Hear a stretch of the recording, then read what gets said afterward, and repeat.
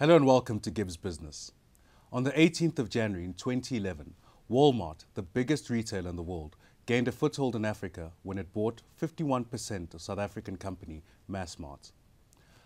Massmart runs 9 wholesale and retail chains with approximately 288 stores in 14 African countries.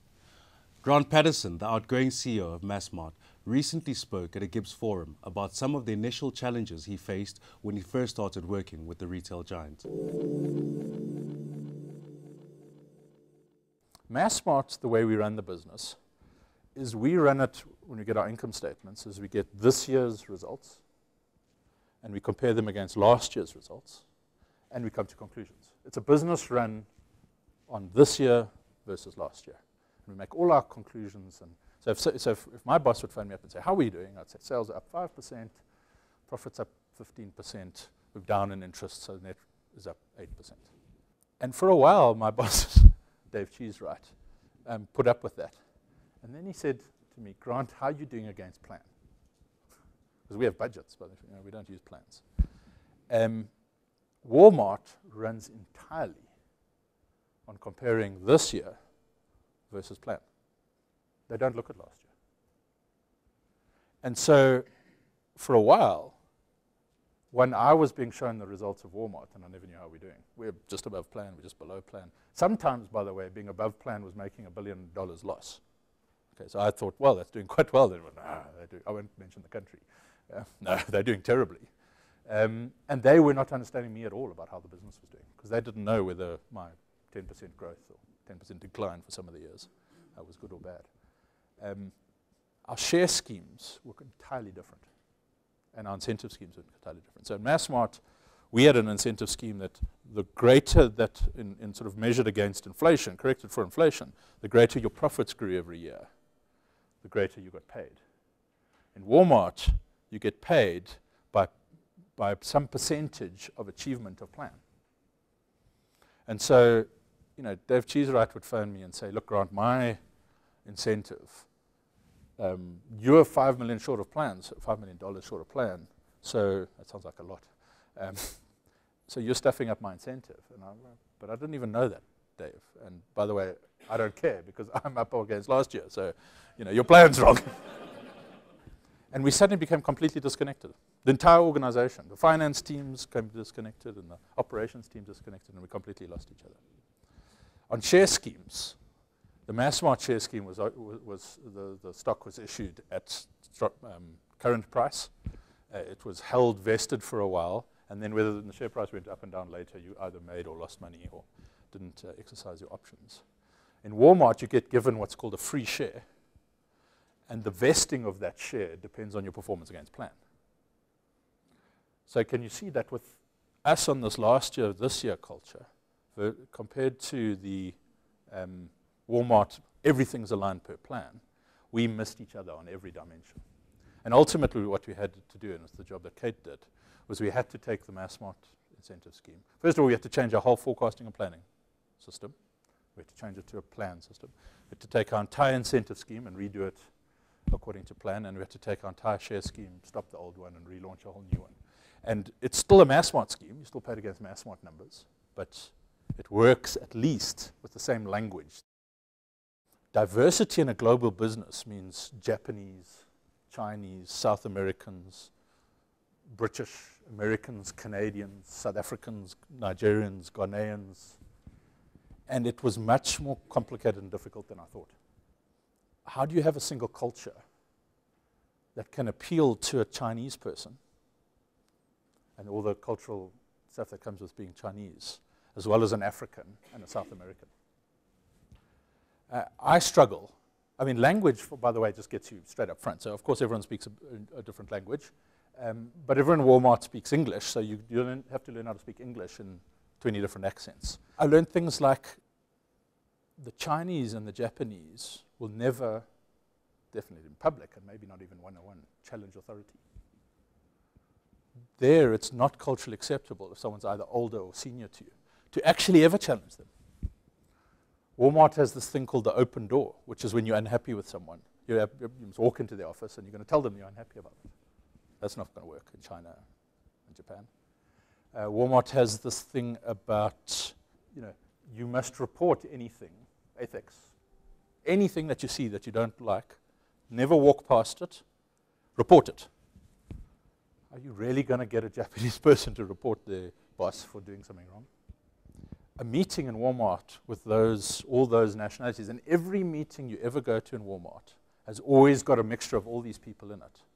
It's just, how do you actually get anything done? In Walmart, there's this another layer of it, is they have this business language, which is completely different. And let me give you a few examples of that. In Walmart, you get appreciated. So, I appreciate you, Rod. It's like, what? How can you appreciate a person? What are you talking about? But that's how you thank someone in Walmart. You don't thank them, you appreciate them. They've got this language about socialize. Well, Grant, I think you should socialize that. What are you talking about? Socialize means take your idea around, share it with lots of people, and just check you've got no one who's got any fundamental agreement. So you'll be in a meeting, and let's circle back. What are you talking about? Circle back just means we're going to go back to the topic that you were discussing earlier.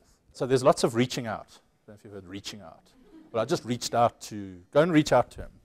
Because of this diplomacy of Americans and American business culture, so they don't want to tell you that you're wrong, even though they think that you're wrong. You can have a whole meeting, an hour-long meeting, and right at the end they say, can you put some thought into this? Okay. That's the only thing you should have listened to in the whole meeting. If you're here, can you put some thought into? Or just one more thing or something like that. Yeah, you'll get that. Also, there's this whole thing about at the beginning of the meeting sort of signaling to the person what type of meeting you're going to have. And the worst one is, Grant, I'd like to visit with you. That's a bad thing. Hey? You don't want to be visited with. And there was another one. And then the one that really for us South Africans I've struggled with is the word opportunity. Because in South Africa, if I call you in and say, hey, Kate, I'd really like to talk to you about an opportunity we've got for you. Opportunities are your weaknesses.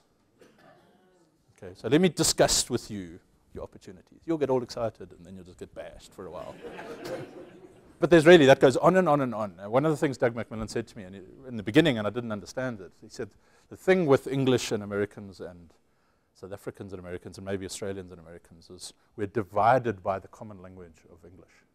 We really, if you're missing people on that level, just imagine how far you're missing them on the subtleties of things that happen in meetings. Body language, subtle messages about what you should be doing and not doing, messages about whether you agree with someone or not. But just imagine how much you're missing.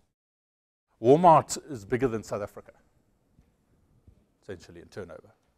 Their turnover is higher than South Africa's. Can you imagine the bureaucracy? I mean, if you look at South Africa's bureaucracy, Walmart's, by the way, is 100th the size, but it's still absolutely enormous. I think in Bentonville office, there's several thousand people probably sitting there. Once you get that big, individuals no longer make decisions.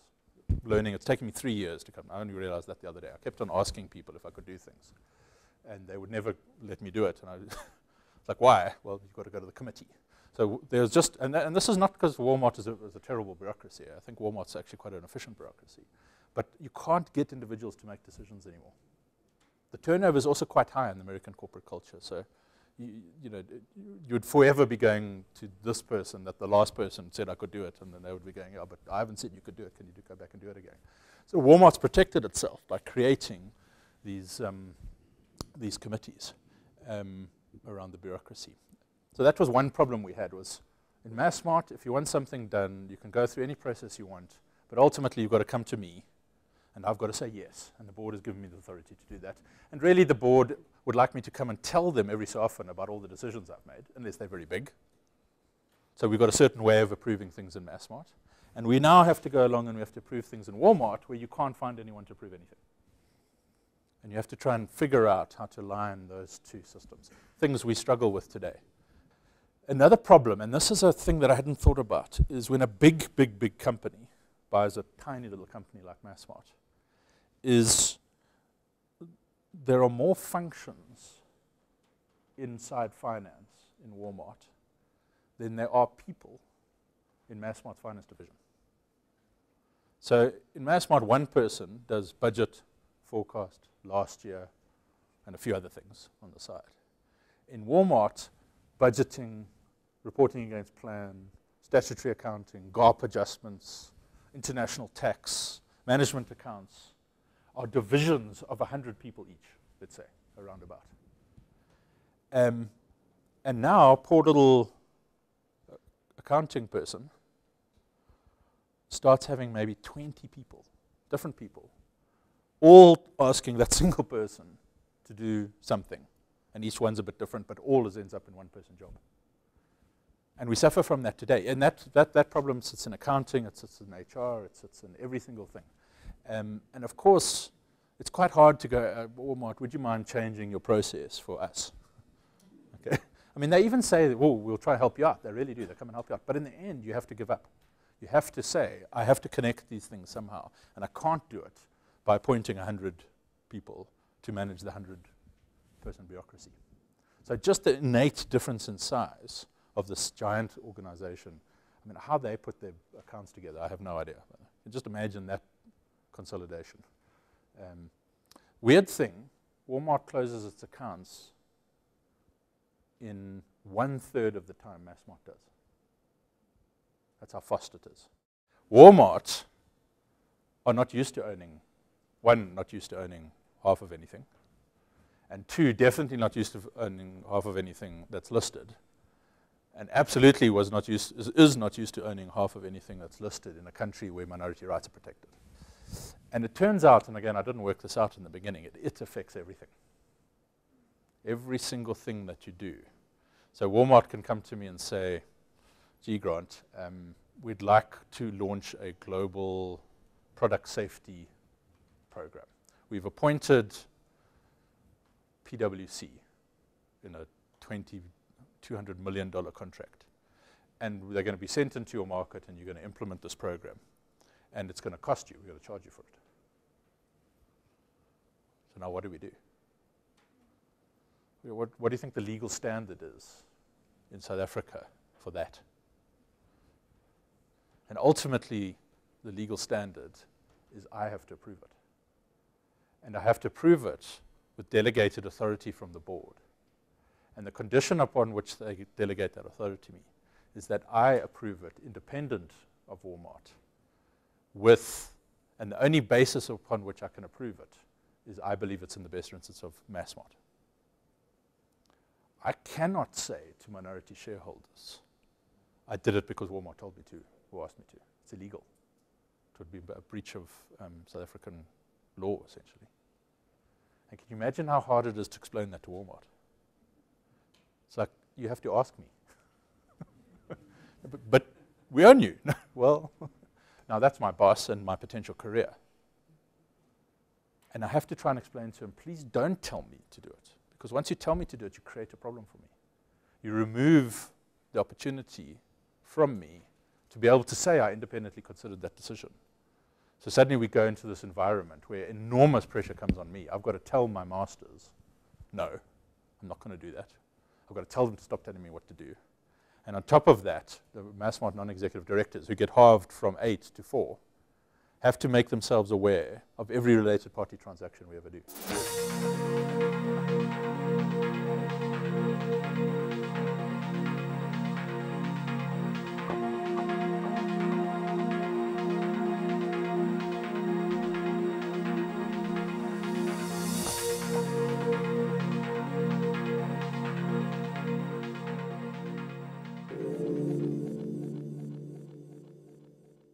Thanks to Grant Pattison for sharing those challenges with us.